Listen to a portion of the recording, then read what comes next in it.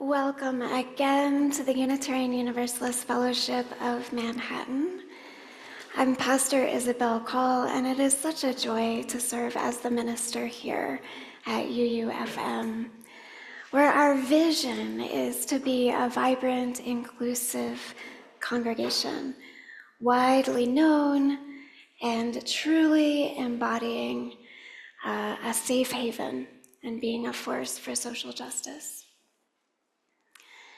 I want to invite you to write down any joys or sorrows you have that you'd like to be shared aloud later. If you're here in the sanctuary, I will read them later, and if you're here on Zoom, there will be an opportunity to type it into the chat later. Special welcome to visitors and newcomers. Please chat with anyone after the service. There will be a special opportunity today to stay after the service for fellowship and celebration. Our greeter, Kathy, who's in the back now, she's especially available to chat and answer questions. And our Zoom host, Karen, who's probably waving right now in Zoom land, she's also available to answer any questions. I reached out to a friend of mine who's a member of the Kaw Nation this week, and I asked her if she has any plans for Indigenous Peoples Day tomorrow, and she said, I don't really know what you mean, every day is Indigenous Peoples Day. And so in that spirit, I want to say happy Indigenous Peoples Day today. And tomorrow, I want to encourage everybody who has the morning and early afternoon available to attend the Indigenous Peoples Day event at K-State. It starts at 9:30. I've gone every year that I have been able to here in Manhattan. It's been a real grounding for me every year and for my work here at the congregation. And so I hope that it can be the start of more conversations this year. So this is Run, Mo, Run by David Adler, illustrated by Sam Ricks. Mo Jackson is in a hurry. He eats his lunch. He puts a cherry donut in his pocket for later. Finish eating, he tells his friend Jenna. We need to get ready. There's a track meet after school. Mo, Jenna, and Dove are in Class B. They will be in the relay race against students from Class 2M. Dove will run first. He will pass the baton to Jenna. Then Jenna will give the baton to Mo, and Mo will finish the race. Have any of you been in a relay race before? Yeah, have you? Has anybody out there been in a relay race before? Yeah. I'm done with lunch, Jenna says. Let's get ready. The straw from her milk is their practice baton. You wait ahead, Jenna tells Mo. I'll run to you and pass the baton. Then you run to the finish line. Mo waits for Jenna.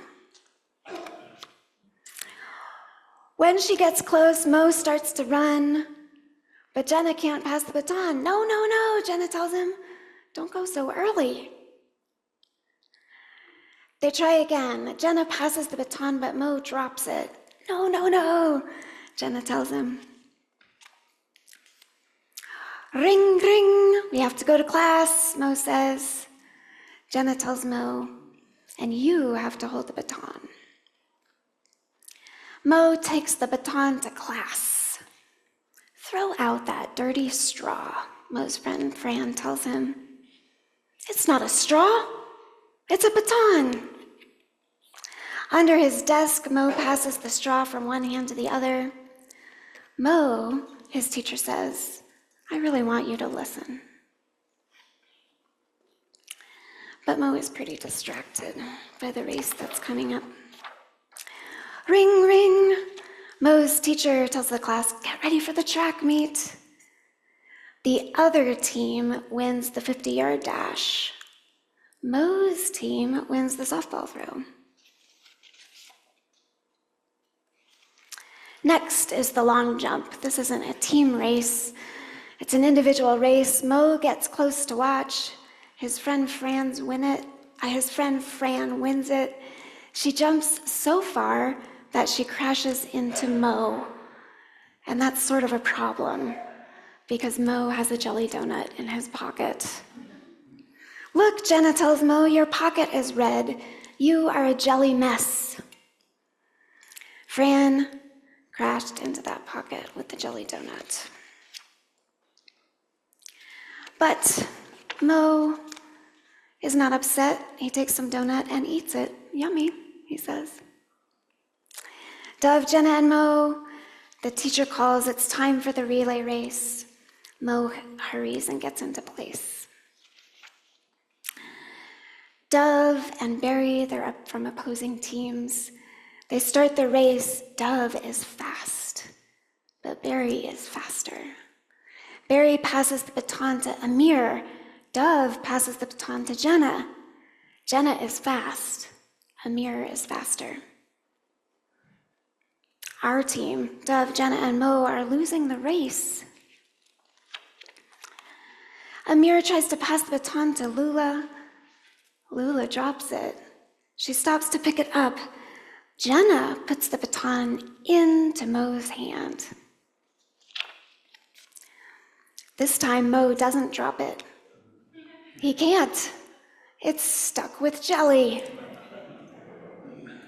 Go, Mo, go, his friends call out. Go, Mo, go, his mom and dad call out. They come to watch. Mo runs past Lula. She picks up her baton, she runs. She tries to catch up to Mo. Go, Mo, go, his family call.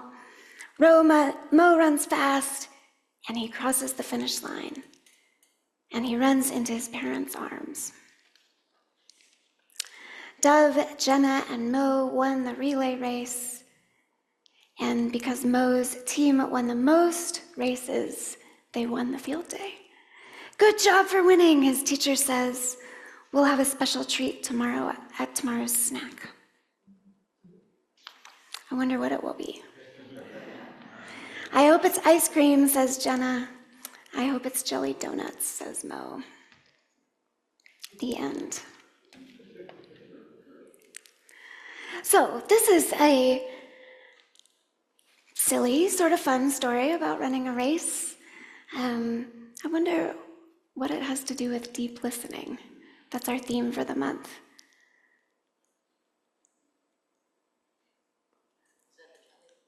Is the jelly listening? Could be. Could be. You know, I was thinking about it sort of like in a relay race. If you want to take the baton and run with it, you have to listen with all of your senses to kind of grab that baton at the right time. You have to really give your attention to what's going on. So that's sort of what I was thinking. There's listening with ears, and then there's listening with all of your senses. I have been thinking about, what makes for a successful relay race, and I'm thinking about it sort of as a metaphor for what makes for success in all kinds of things that we do together in groups. So any ideas on how you are successful with a relay race? Practice? Yeah, practice. And I think in this case, Mo, he knew he needed practice. He was asking Jenna early on, hey, can we practice? I'm done with my lunch, let's go. How else do you work up to winning a relay race? Eat a good breakfast. So you don't have to run the whole race. So you run as fast as you can and then pass. Yeah, so Dan is saying, you know that you don't have to run the whole thing, so you run as fast as you can for your leg and then pass the baton. Communication. Put the baton, Yeah. Communication baton in their sometimes hand. with your eyes, or you can talk. Here's the baton, take it, it's ready. Wait for me. Put the baton in the next person's Encouraging each hand. other. Yeah, with your teammates, but also if you have friends who are running, encouraging them, getting encouragement from people. One of the things I was thinking about is that you have to value the baton. You know, like Mo had that straw. He was sort of practicing during class, passing it from hand to hand.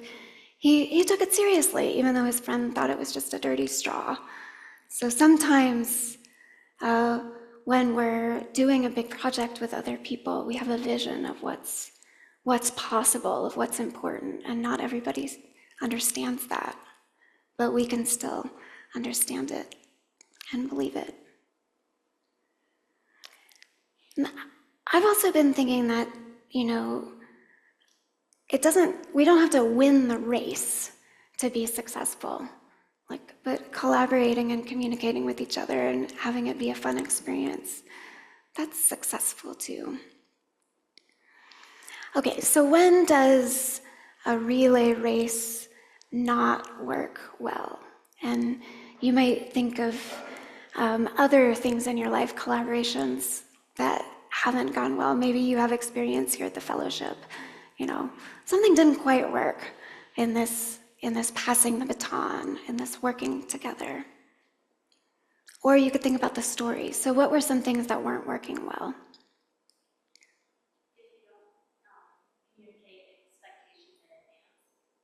Yeah, okay, if you don't communicate your expectations in advance, like you need to stay here until I get to you, and I'll pass you the baton.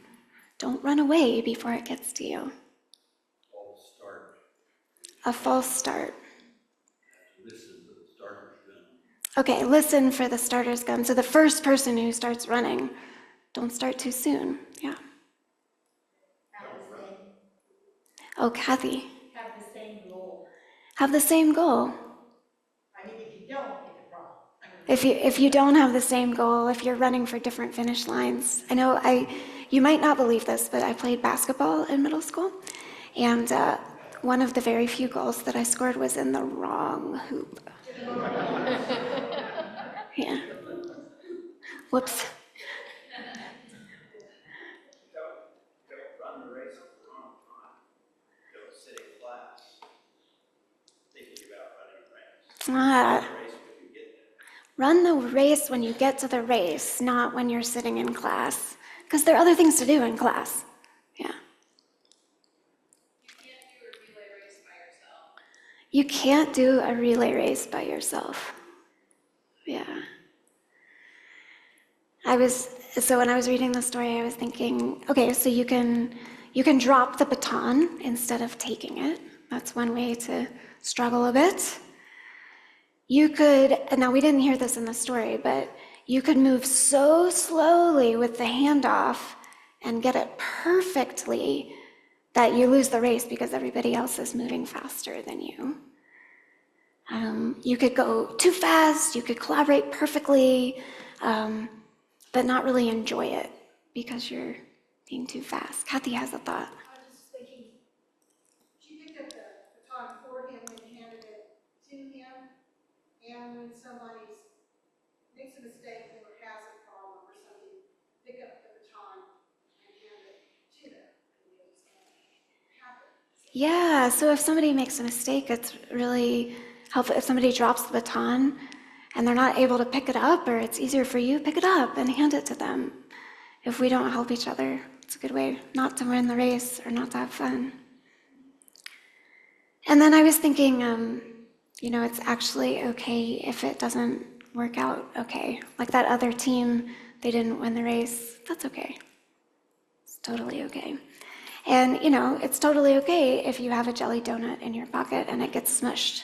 Maybe not totally okay, but you can make the most of it. Yeah. One of the things I thought was really funny in this story was the Mo getting stuck to the baton, and that helped him win the race. But it might have been a problem if he hadn't been the last one in the relay and he had to hand it to someone else and they couldn't get it from him. And sometimes luck helps us succeed. I mean, he didn't really plan for that jelly to stick him to the baton. Yeah. It's also that he didn't get upset about his donut that led to his success too. Not getting upset about the donut led to his success. Excellent. Yeah. Okay, so the last question I'm considering in this reflection is, what are some other examples of taking turns that we have in community life? Oh, Les has thank you for seeing behind me. Les, if you have a thought, why don't you unmute and we will listen to you. Thanks. I was just going to say that in the story, the person that handed the baton to the main character put it in his hand. Yeah. So you know, instead of just kind of putting it out there, like all the way till you connect. Actually connecting. Yeah. Yeah. So you have to pay attention till the last moment to make sure that the connection is there. Mm-hmm. Not just have an intention, but keep going until you know the connection's been made. Keep listening until the communication right. is happened. Yeah. That's right. Thank you, Les. Is there anyone else on Zoom who had a thought? So one of the things that we're doing today, this Sunday, is honoring some longtime members of the fellowship who have held the baton, done laps with the baton and handed it off, and then gotten the baton again and done more laps and handed it off.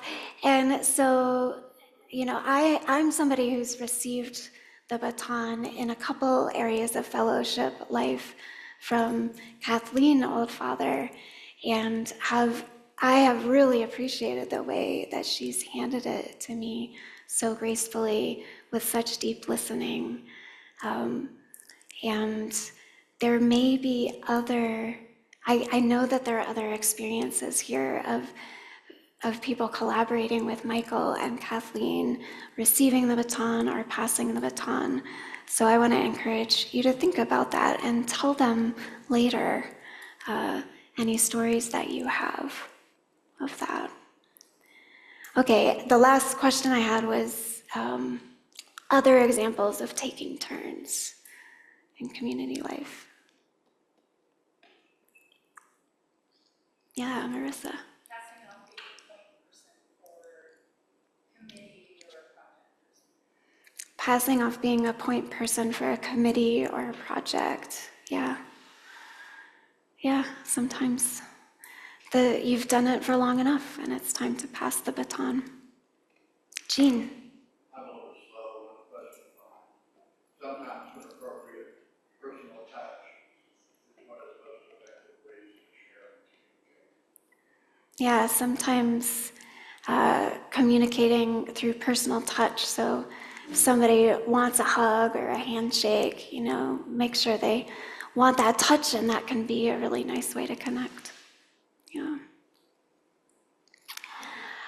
So one of the things I was thinking about in taking turns is the ritual of rosebud thorn that we do in Sunday school here and classes here. And I am going to explain how we do that, unless somebody else would like to explain how it works. Anybody? Any interest in explaining?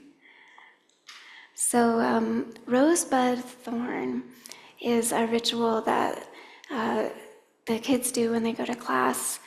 So they go to class, they light a chalice, and then everybody gets an opportunity to share what's going on in their lives, what's been going on for the past week. A rose is something that's been really positive. A thorn is something that's difficult. and a bud is something hopeful or something you're looking forward to. Did I get that right?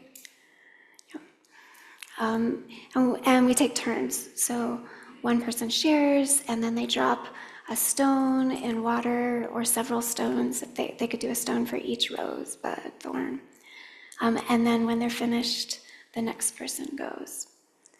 So we're actually going to do this. If you are a kid, you get to drop stones in water.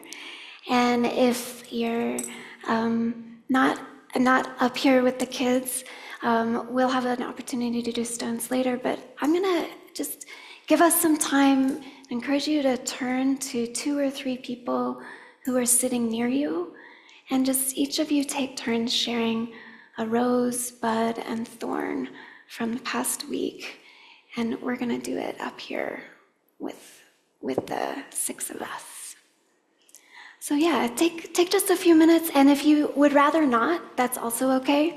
You can just hang out, just let people know that you're gonna have some private time yourself. And we have some very special music for our offertory performed by Sławomir Dobjanski.